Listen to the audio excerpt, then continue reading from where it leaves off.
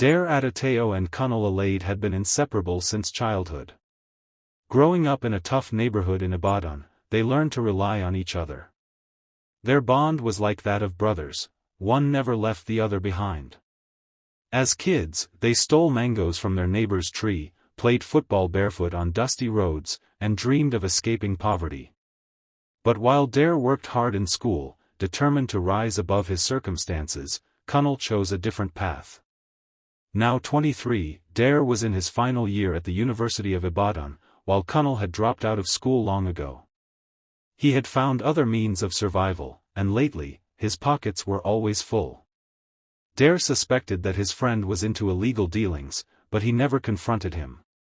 One evening, as Dare prepared for his exams, Kunle showed up at his hostel in a flashy car.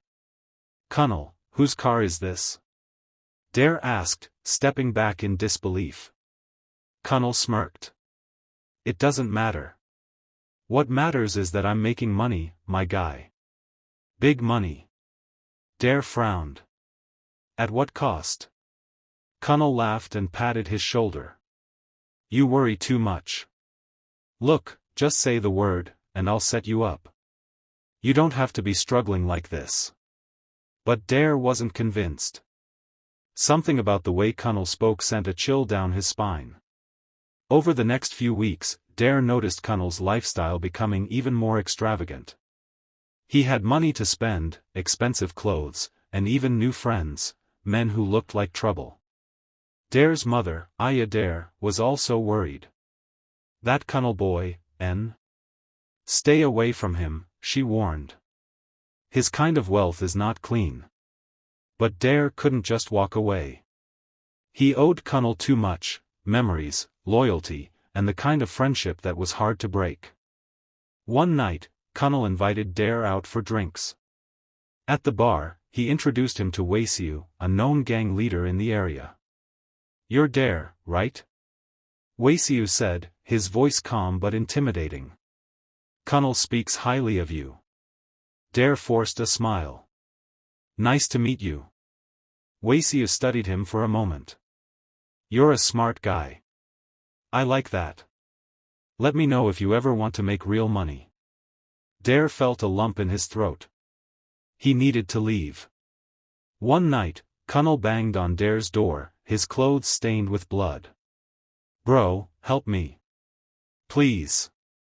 Dare's heart pounded. "What happened?" Kunle's hands were shaking. "It was supposed to be simple. We just needed to grab a car. But something went wrong, the owner fought back, and Waisiu, he shot him." Dare's mind went blank. "Someone is dead?" Kunle nodded, his face pale. "I need to hide something here. Just for a few hours." Dare hesitated. This was his best friend. He had always had Kunle's back. But this? This was different. Against his better judgment, he let Kunle in. The next morning, Dare heard on the news that the police were hunting the gang responsible for the carjacking and murder. His hands shook as he grabbed his phone. He needed to call someone, anyone. But before he could dial, Kunle entered the room. "Dare," he said softly. "You won't betray me, right?" Dare met his friend's gaze, seeing the fear in his eyes.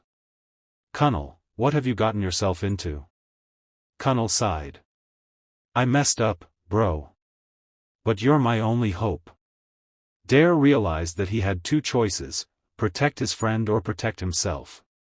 Detective Bode Olawale visited Dare's house, asking questions. "Where were you last night?" the officer asked. Dare's mother clutched his hand. "My son is a good boy," she insisted. "He's not involved in any of this." Dare could barely breathe. The weight of his secret was crushing him. Later that night, Kunle appeared again. "I need one last favor," he pleaded. "Help me escape town." Dare felt his stomach twist. Helping Kunle would make him an accomplice. But refusing could mean losing his best friend forever. Dare made his decision. He called Detective Bode.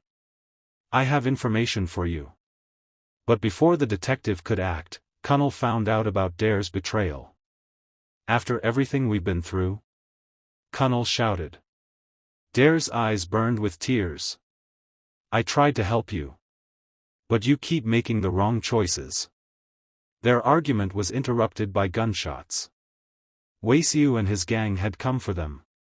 In the chaos, Waisiu was killed, and Kunle was arrested.